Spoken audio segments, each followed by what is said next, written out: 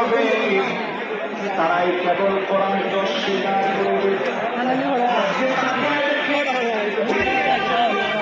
মুসলমানের দেশে অধিকাংশ লোক আমরা চাই না কোরআন দিয়ে রাষ্ট্র চলো। আরে কথা বল